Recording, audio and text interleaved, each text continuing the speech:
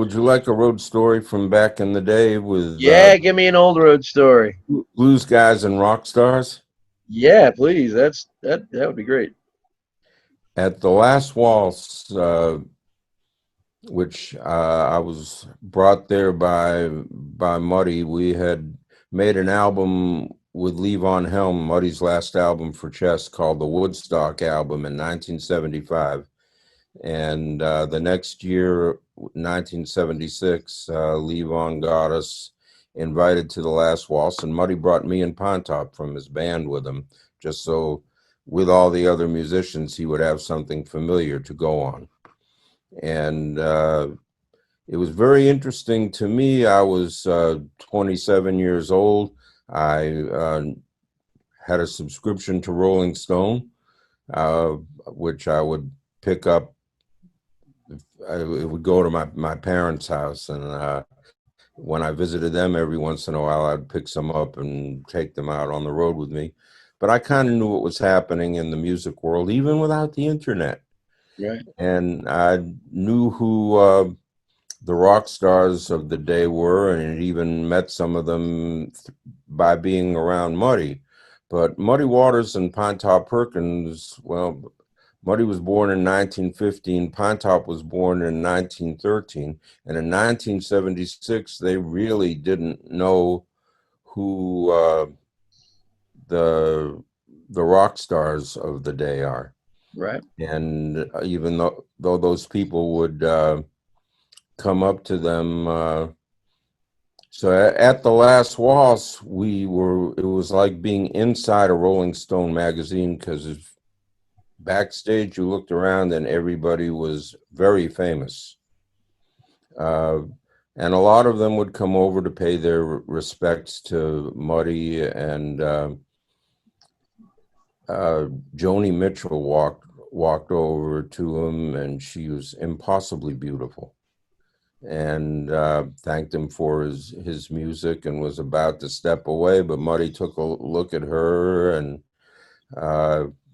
he did what comes naturally. He hit on her. Right. But and she knew what was happening and got away gracefully.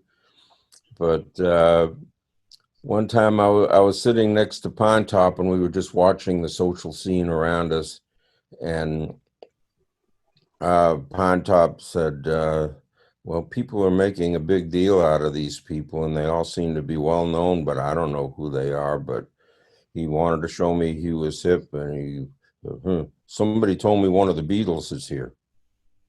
And he didn't realize it, but Ringo was sitting on the other side of him and heard it and kind of went like that.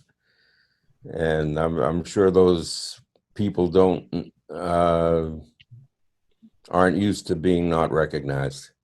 Right. That's awesome. Well, it happened to Muddy too with another Beatle. Did it? In 1978, towards the end of 1978, we were on tour with Eric Clapton, and we did one show that was near where he lived in England, and George Harrison came down to the show. We did our set opening up, and as I was walking off the stage, there's George Harrison standing there. I knew what he looked like. I'd seen the Beatles in 1964 and 66. But the first thing he said to me is, "I like the way you play," which is Thanks. kind of back at you, you know? Yeah, yeah.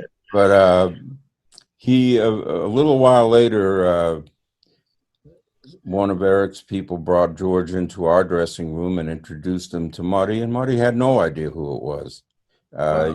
He was, when the Beatles came out, I guess he was 50 years old or something. Right. So, and it was teenage music, and I was the right age for it. But I was, I guess, 14 when they started to get well known. I fell into it. I really liked it a lot. But they were talking just generally, and when somebody said something to George, our harmonica Jerry Portnoy kind of whispered to Muddy, "Guitar player for the Beatles," and Muddy goes, "Gotcha." And so after a little while in the conversation, Muddy said, "So, how are the other Beatles doing?" And George said, and I won't try to mimic his British accent, Right. I said, "I don't know. We broke up 10 years ago." Uh, And he knew what was going on. wow. Another time, the Rolling Stones came down and sat in with us in Chicago, also in 1978. And Muddy kept calling Charlie Watts Eddie all night long. And Eddie didn't correct him. I wouldn't either, man. You know, that's fantastic, dude. Hey, I'm Damon, and this is Gig Stories from Fowler's Garage. If you like the content, please hit the subscribe button, give us a like, and a share.